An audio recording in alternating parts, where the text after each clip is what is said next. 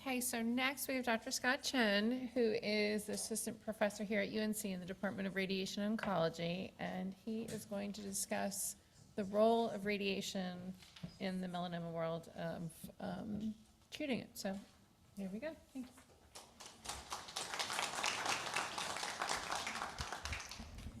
Thank you all.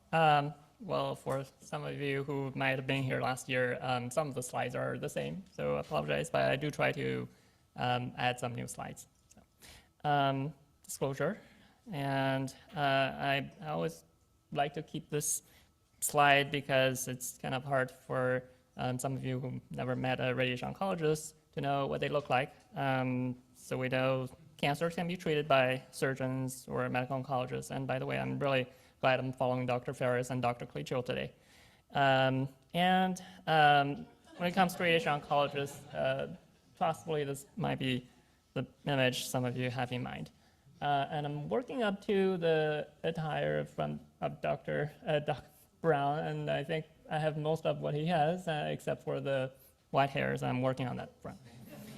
The goal of today is to learn radiation as a tool to treat melanoma and cancer in general, and discuss how we use radiation to treat melanoma in 2025, and to give you a sneak peek about what radiation oncologists are working on for the future. I'll just move through this slide very quickly because it's kind of boring. Radiation kind of works very on a cellular level on cancer cells in a way that it damages the DNA of the living cells for both cancer and normal cells. And we do still use radiation to treat cancer because there are two reasons that we can sort of damage cancer cells more than normal cells. One is cancer cells are often bad at repairing DNA damage on their own. And the second reason is because modern radiation techniques really allow us to focus radiation on areas that we need to focus on and spare the rest of the body. So the radiation can be given in small quantities or large quantities over several weeks versus just a few treatments depending on the scenario. And we really don't use very long course of radiation very often nowadays with the advancement in surgical and medical oncology treatments. And rarely radioactive materials can be used to treat localized cancer as well. And this can be relevant in some of the rarer melanomas, for example, mucosal melanoma in the genitourinary tract. I also like to keep this picture because this is, contrary to what people believe, this is not the hand of Dr. William Röntgen. I guess he was a doctor himself, but his wife's hand, because as soon as he discovered X-rays, he used his wife for scientific experimentation. The treatment using radiation for skin cancer came shortly after that, and I guess first case of skin cancer cured by radiation was done before 1900s. And really modern radiation technique came after the development of modern medical linear accelerator invented in Stanford and across the pond in Europe that gave us the ability to generate high energy X-rays that can penetrate deep into the body and treat areas of the body that are traditionally not accessible to more superficial radiation. And this, I suppose, was one of the earliest medical linear accelerators that was used to treat patients at all. And this, I believe, was a patient with retinoblastoma, a cancer of the eye, that was treated by radiation successfully at Stanford. And more recently, stereotactic radiosurgery, which is sort of a mouthful, which I will repeat a few times later, for the brain was initially developed in the 1960s by neurosurgeons initially in Sweden, and later on for the rest of the body in the 1990s and 2000s, sorry. And it was estimated that many patients will receive radiation at some point, but not as many for melanoma. Again, this is one of the examples of early radiation treatment machines, which can take probably 3 or 4 stories and very unwieldy and less accurate. Nowadays, we use machines that are much more compact and have more functionality that will allow us to not only deliver radiation, but to see tumor in real time with onboard imaging. If you've seen one of these machines, you know the machine sort of rotates around your body and delivers radiation in many, many different angles. That really allows us to focus the high-dose radiation on the area that needs to receive high-dose radiation. So no, we still haven't developed the ability to turn people into the incredible Hulk, or at least I'm not aware of any. Brain radiation, yes, can cause people to be sick or lose hair. But oftentimes when we use stereotactic radiosurgery for the body or for the brain, it does not cause a lot of side effects, or oftentimes not at all.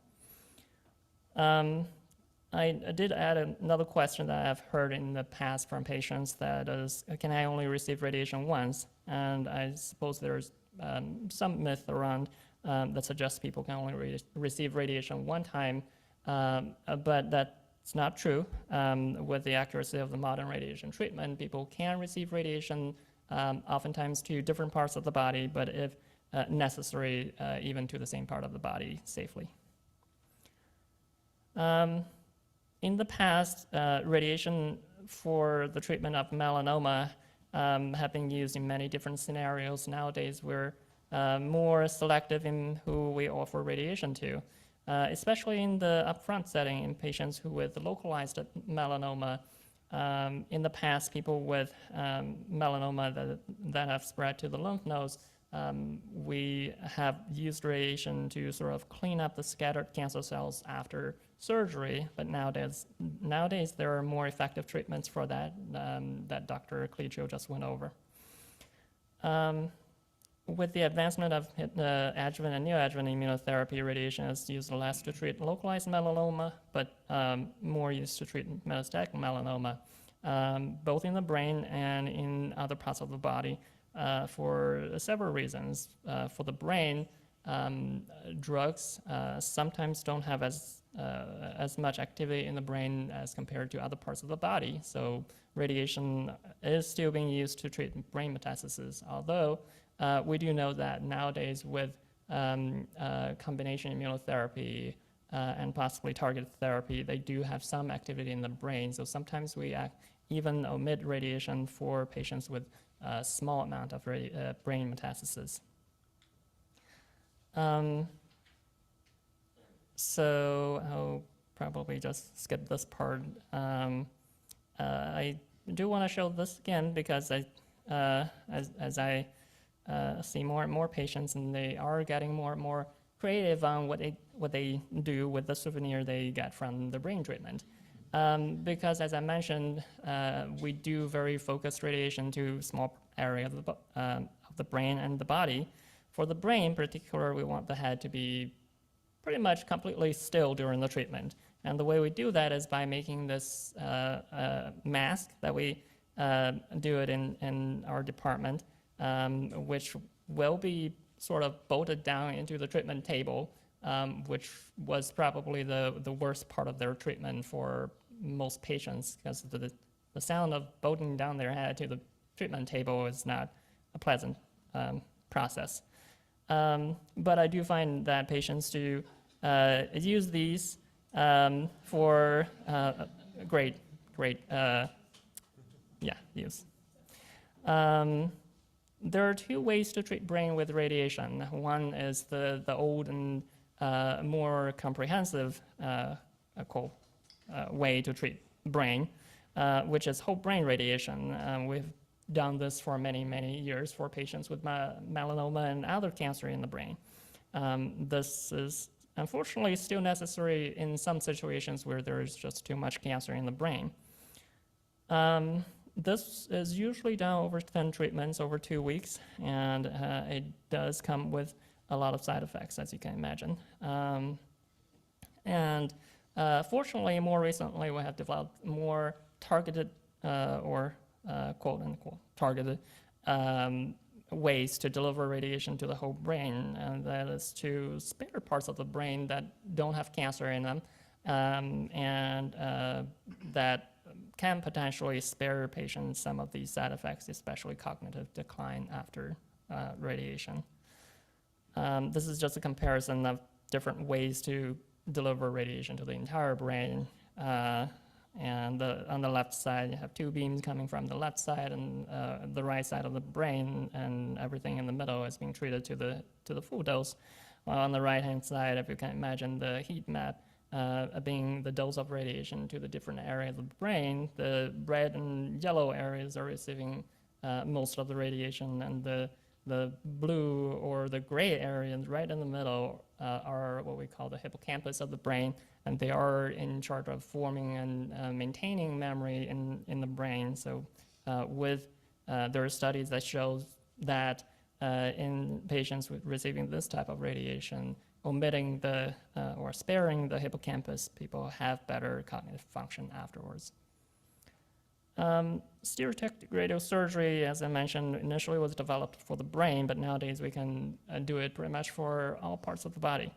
It is a very precise treatment that are delivered to over one or a few treatments to the brain or to other parts of the body. And for the brain, we use this special treatment machine called CyberKnife machine. But if you've met patients from other institutions, they might have been treated by something called gamma knife machine, or just the regular linear accelerator can do this type of treatment as well. And as I mentioned, I did add this slide because I do want to highlight the use of this focused radiation on other parts of the body. This is a patient that I've treated with, together with Dr. Cliccio, who had 2 areas of body with metastasis from melanoma after several rounds of immunotherapy, and one in the left armpit and, right armpit. I got turned around myself. Unfortunately, the radiological images are always turned backwards. Left and right is left. And one in the right armpit and one in the abdomen, and both of them are lit up on the PET scan and showing us they are indeed melanoma. So we treated both areas with this focused radiation or stereotactic radiosurgery, and both of them became more dormant, or as we say, probably most of the cancer cells are killed in those areas. And there is this thing called the abscopal effect, and that is what we are hoping to achieve with some of our newer treatment trials at UNC and at other places. The way we're trying to do that is by using radiosurgery or radiation as a way to stimulate the body's immune system to work better with the immunotherapy and to treat cancer that way. So this is an example of a patient that had received radiation not to the lungs but to the neck, and their cancer in the chest regressed after that treatment and immunotherapy. So Dr. Chen in our department is leading this trial that some of you might have heard of. It's called the MBTX R3 1100 trial for patients with isolated progression after immunotherapy of melanoma. And the way it works is by injecting this nanoparticle formed by, I guess, hafnium oxide nanoparticles. Don't ask me what they are. They are injected into the tumor directly, and afterwards they will receive focused radiation just like the patient I just showed you. And after that, they will receive immunotherapy, and the hope is that by the combination of the nanoparticle, the radiation, and the immunotherapy, the body will be able to resume the ability to fight cancer, not only in the area that's being treated, but also in other places as well. So other topics that we as a field are working on, not just for melanoma, but for other cancers as well, are flash radiation therapy, which can deliver radiation at very high dose rate or very quickly than, more quickly than regular radiation, or proton therapy, which some of you might have heard of.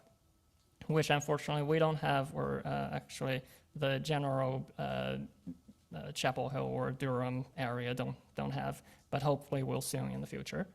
And what's called MR-guided linear accelerator using MRI to show us the movement of cancers that are in the body in real time is especially helpful to treat cancer in the lungs and in the abdomen. So take-home points: it takes a village to provide the best care for every patient with melanoma, and radiation oncologists are important part of the team. And focused radiation can treat tumors that cannot easily be removed in the brain or in the body. And new radiation technologies are hopefully becoming more mature to be able to be used in clinic for melanoma and other cancers. So that'll be it.